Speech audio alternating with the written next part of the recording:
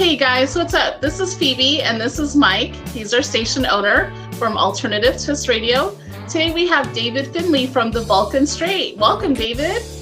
Hiya, how are you both? You doing all right? Yes, doing great. We're so happy that you can join us today. Oh, it's really nice talking to you, and thank you for asking me. It's an honor. You're joining us from the UK, so can you tell us about your musical influences? I grew up in Liverpool for most of my adult life, really. So I grew up with a lot of music and used to play in cover bands and stuff, the clubs and all that. And my dad was very musical, so all the time there was always music going on in the house, and it was a lot of it was American stuff, Leo Sinatra, Al Jolson, all the big band kind of music, And I think I was saying to somebody, I think it all kind of soaks into you at some point, and then comes out. But more modern stuff, Thin Lizzy, David Bowie, people like that, I like melodic stuff with a good bit of a hook in it, to sort of make an earworm, But yeah, loads of different things. Classical, Bach, Puccini, Italian opera, love it all. Yeah. I'm not quite that good though. my little ditties, I know about 2 chords, that's about it. That's cool though. That's really cool that you grew up listening to American music, and I'm sure you listened to some UK bands there too, right? Cream, do you remember Cream with Eric Clapton? More recently, Oasis and all those kind of bands, But yeah, it just all sort of sinks in. And then so it was only, not many years ago, I thought I'd have a go at writing some stuff. And I've got virtually no technical knowledge at all. If you said to me, "Oh, what's that chord you playing there?"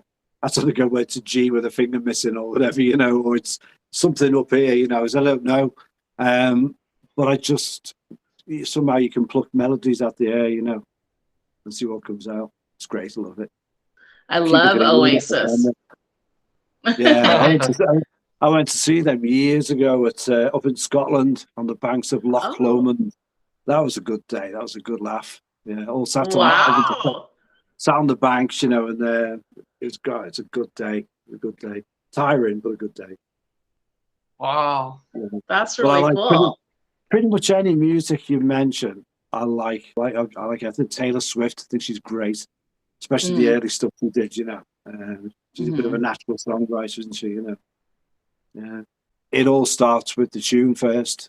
Every time I'll sit down, play something, and then a tune sort of comes out of midair. Have you heard the album?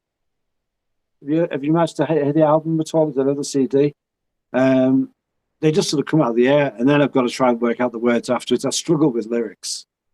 In fact, one song I gave up, but I just asked Mark, my other band member, Mark Reynolds.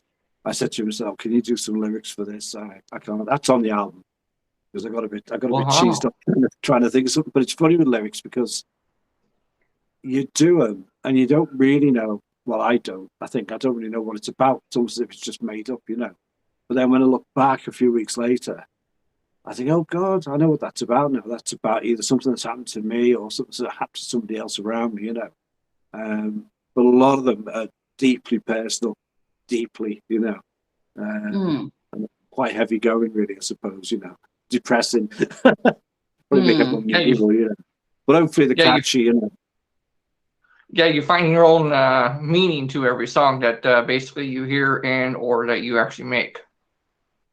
Yeah, well, I come up with a tune and then I start doing the lyrics, and I feel like I'm just making them up. But when I look back on them, I think, oh my God, that's actually about this, Some of them I know at the time. It's like my partner and I lost a baby, a little baby girl, and there's a song on the album called "I Can Hold You Anywhere," and that is all very, very heavy about what happened to us and what things that happened around us sort of related to that, and we find that very, very hard to play live because it gets a bit upsetting. It's really hard to play. It upsets Mark, my bass player. I've got to mention Mark Reynolds. The way we record the stuff is it's all very DIY. It's all very at home. I'll sit down, make something up, go into a little cupboard somewhere in the house, record the guitar, record the vocal, then I send it via the World Wide Web over to Mark. And what he does, he'll write a drum track to it. He'll come up with the bass line. He's maybe a bass player, backing vocals, bit of keyboard if he needed.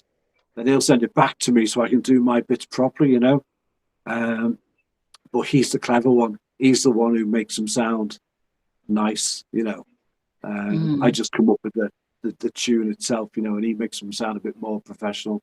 But it's all DIY. It's all done at home, not in a studio. You know, studios are too expensive.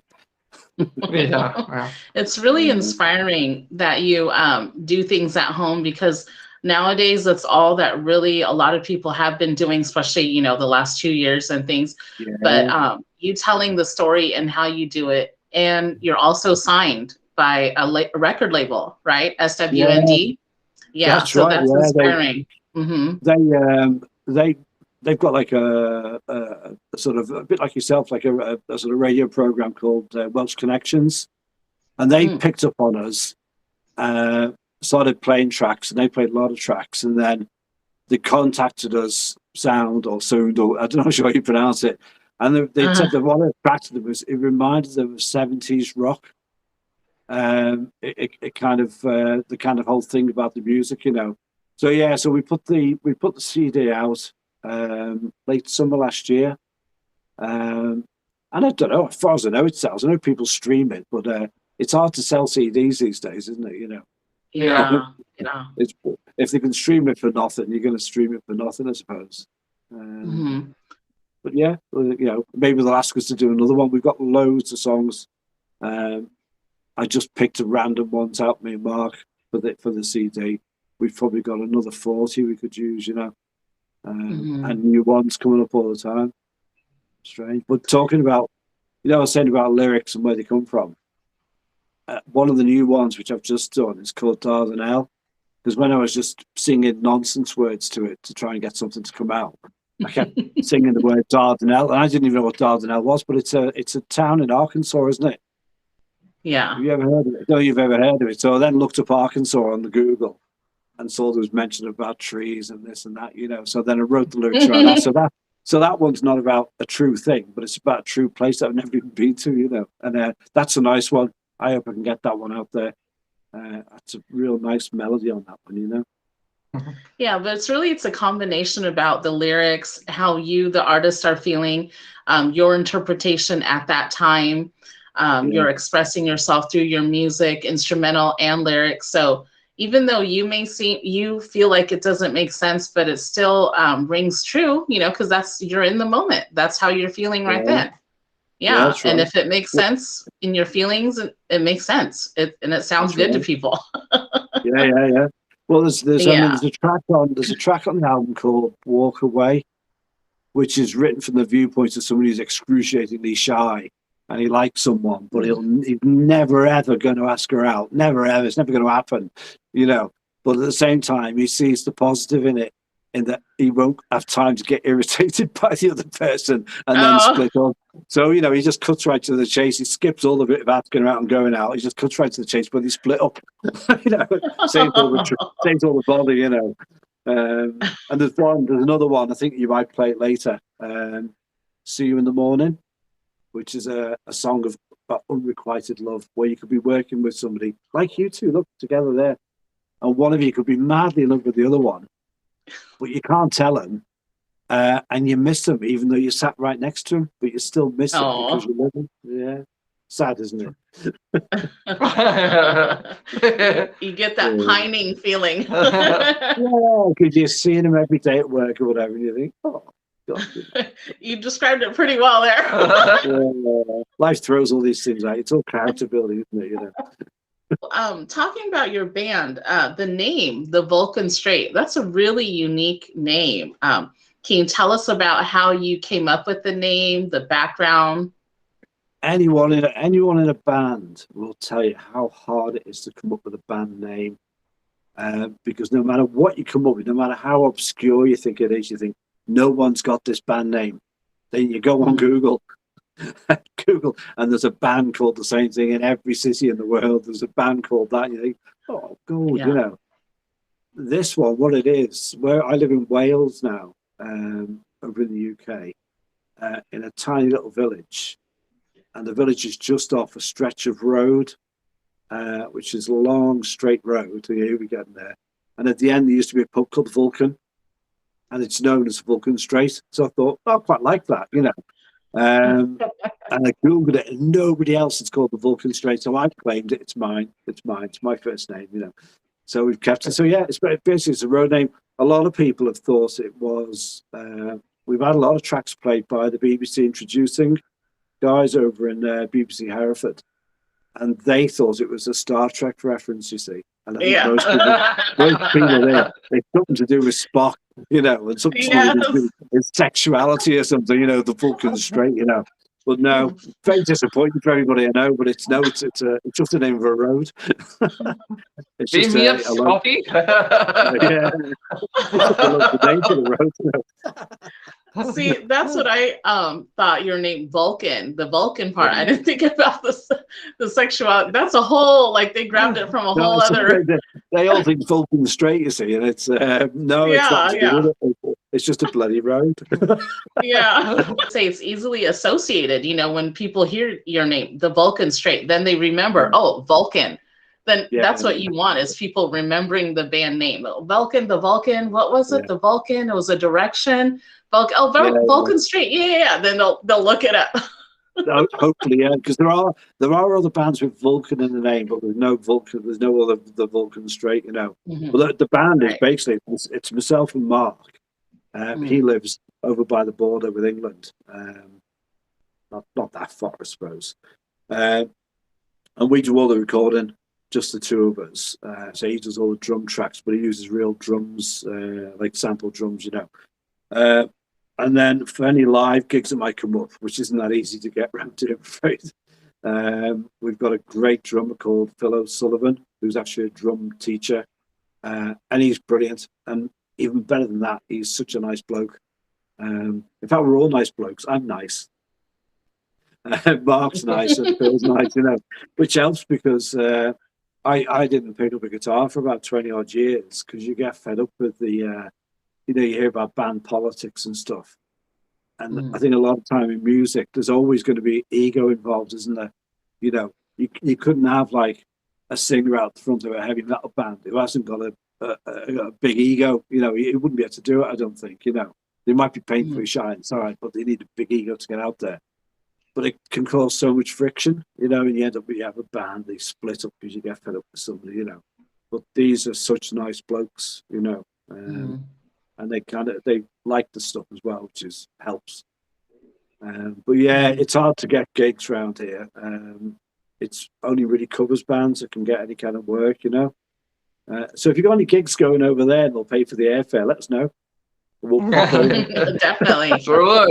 We'll let you know, yes. Yeah. It's quite a long way, though. We probably couldn't do it in one night. You know, we'd probably get home quite late, wouldn't we? You know? Yeah. So in your musical career, where do you see yourself going in the next 5 years? I've always said I'd be happy. I'd die happy if I could have one song played on BBC Radio 2, which you probably don't know what that is. Do you know what that is? Yes. Well, yeah. We've heard of BBC Radio. Yeah. Yeah. Well, Radio 2 is like the sort of the middle of the road station. You know, I'd like to have a song played on there, and I'd like to play Glastonbury, and that'd do me. That'd be fine. You know, but I just like I'd try and write the songs, and if I can get the songs out and people like them, that's great. You know. And hopefully buy them as well. So we talked about your record label, SWND, SWND. So can you tell us about how you were? I mean, you touched on it a little bit. You said it was their radio portion of the record label discovered you, right? Yeah, it's sort of a connection. What it is, there's a guy involved with him called Jeremy Gluck, who used to be in the Barracudas. He's Canadian, I think. I think the band was either Canadian or American. And I think he picked up on the idea of signing us to the label.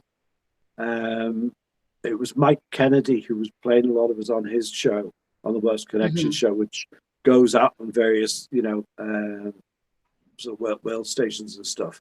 But it was Jeremy really who he got in touch and said in his Canadian accent, you know, I think he said, "I just may be your fairy godmother." And yeah, so it went from there. So we very quickly, this one was released. In fact, it was released so quickly that they forgot to put the sleeve notes on. Oh, But that makes it more valuable, you know. It's collectible now, you see. Limited edition. wow. It's like a rare stamp, isn't it? You know, or a rare dollar bill, some fault on it. Yeah. But, yeah, hopefully they'll last for another one, and we've got loads of stuff, absolutely loads of songs. You know, we didn't even pick out necessarily the best ones for that. We tried to pick out like a bit of a cross section. So I mean, there's loud, raucous sort of rock on there. There's blues on there. There's melodic. There's almost bordering on country on there. It's just a nice big selection, really, of different stuff, you know, which also makes it hard to get gigs because you play so many different styles of music. It's hard to find a place that doesn't stick to one, you know, one genre kind of thing. But we'll keep looking. Yeah. Yeah, and that's what I found. We've had a lot of artists from your record label, and they all have different kind of styles, but all the similar background, it seems. So it's similar influences, but they all put their own spin on it, which is very unique. I like it. All the artists that we've had on so far are great. Yeah. Oh, nice one. That's good. That's good. It's nice to be appreciated. Thank you very much. Yeah. Yes. Yeah, I feel like we found a gem when we were looking, because all the marketing that I do is on Facebook, TikTok, Instagram. So when I forgot who was the first artist through SWND that I stumbled upon, and then I realized, oh, they're from a record label. Oh my goodness! And then finding more UK artists, and we did have some international musicians, but not as many. So when we stumbled upon SWND, I was like, oh my gosh, we're so lucky. This is amazing. Oh, this nice is what we wanted to do. Yeah. Yeah. Oh, nice one. I think I'm the only one from Liverpool, but I live in Wales, so that's sort of, you know, that's good enough. Yeah. So we're very excited to see what other artists we will come in contact with through your record label. Yeah, well, they're continually signing new people as they find them, you know. So there should be quite a lot come up, I think. The good stuff. There's some good stuff there. Yeah. Yes. Yes. So what would you say is your favorite song that you've written and produced, and what makes it your favorite? See You in the Morning is one that everyone likes, and it's kind of, it's a nice song, and it's a catchy song, and it's easy to sing song. The one I mentioned before about the baby we lost, I Can Hold You Anywhere, that's got to be a bit of a favourite of the nice stuff, you know, like the melodic ones. Then of the rockier ones, I really like The Ripper, which is just rock, you know, loud, play loud, turn the Marshall up, you know, and Stone Cold Man. I've got a lot of favourites, haven't I? Hang on, you only wanted one, didn't you? I've given you about five. A hard question. I'm just very greedy. We thought we had you stumped there for a second.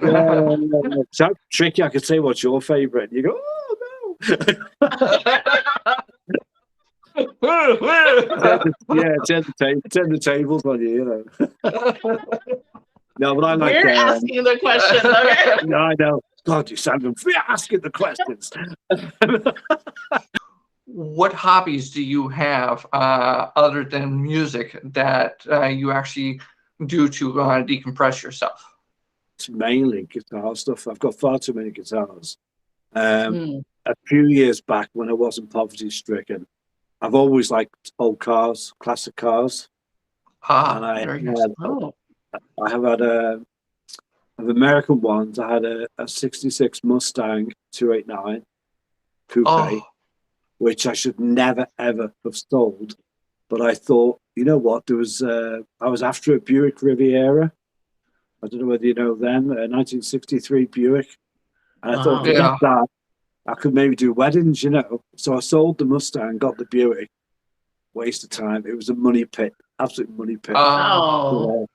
What marvelous cars you lot made so long ago. And what, you were doing cars with air conditioned electric windows. We had little Morris Minors with sort of windy up windows and stuff. You were way ahead of the rest of the world in stuff. But no, I love old cars. Love it. Used to be a biker as well. Had a couple of Harleys. Oh, yeah, that's cool. Not now. It's too cold here for bikes. We did a gig on Saturday night just gone, and there's a rally complex, for rally driving, the off-road driving, and we went up there to do this gig, and it was basically in part of the workshop, so the marquee stuck on the side, but it was all open to the outside, and it was 2 degrees centigrade, which I'm not sure what that is. What's that in America? You use Fahrenheit, don't you? I don't know. We do. You guys use Celsius. It was Fahrenheit. It sounds really cold. 2 degrees. It was freezing. Well, you could see your breath. You could see your breath. Oh, yeah. But even with that, even cripplingly painful on your hands, it was still a good laugh. It was still good fun. Oh, man. Wow. But that's cold enough. So it puts you off motorbikes and stuff. It's too cold. Yeah. I'm a bit of we call it being a bit of a wuss if you don't like the cold. Yeah, it's not good when you can't feel your fingers and you don't know if you're holding onto the handlebars, but you see your fingers there. Yeah, that's not good. But the advantage when you play the game is you've got an excuse for playing bad. You can just keep playing in the cold. Oh, sorry about that bum note. It's the cold, When in fact it's just you play the bum note, Oh my goodness. I'm getting cold just thinking about it. Yeah. What town are you in? Palm Springs, California. So, it's in the desert. Yeah, and we're getting bad winds right now. Yeah. So with the wind, it feels a little cooler. Yeah. So why don't we take a pause here and we'll watch your music video, okay? Oh yeah, okay. Yeah, Sound did this for us just to go with the song. Yes. Yeah. Mm-hmm. Yeah. Nice. So we'll play it here. And it's one we played. We mentioned earlier on. See You in the Morning. Mm-hmm. Yes, that's right. Yes.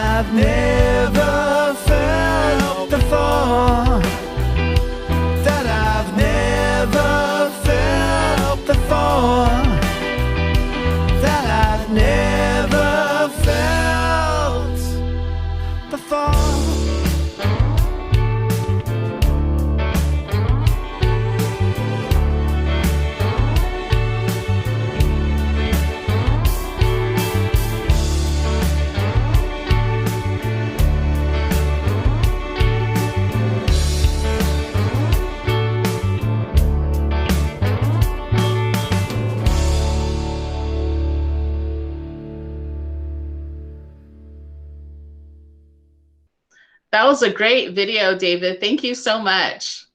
Oh, that's a pleasure. I hope you like the song. It's one of the faves that goes down really well, that one. So we're so happy you joined us today, and I'm glad that more artists from SWND will be coming on, and I'll be contacting more. So we're very excited that you came on. I'll tell you what, it's been really good fun talking to you. Really nice to meet you. And one day we might be able to shake hands in California. That'd be nice. Yes, absolutely. Yes. Anybody who'd like to get in touch with us, if they go on Facebook and search the Vulcan Straight, YouTube, again, search the Vulcan Straight. But most of all, if you'd like to have a listen to the album, if you go on Bandcamp and search the Vulcan Straight, the album will come up and you can listen to it for free. But we'd be very, very grateful if you actually bought the CD and liked the Facebook page, etc., etc. Thank you very much. Thanks for watching, guys. Please share, like, and subscribe to our channel, and find us on all of our social media, links in our bio. Thanks.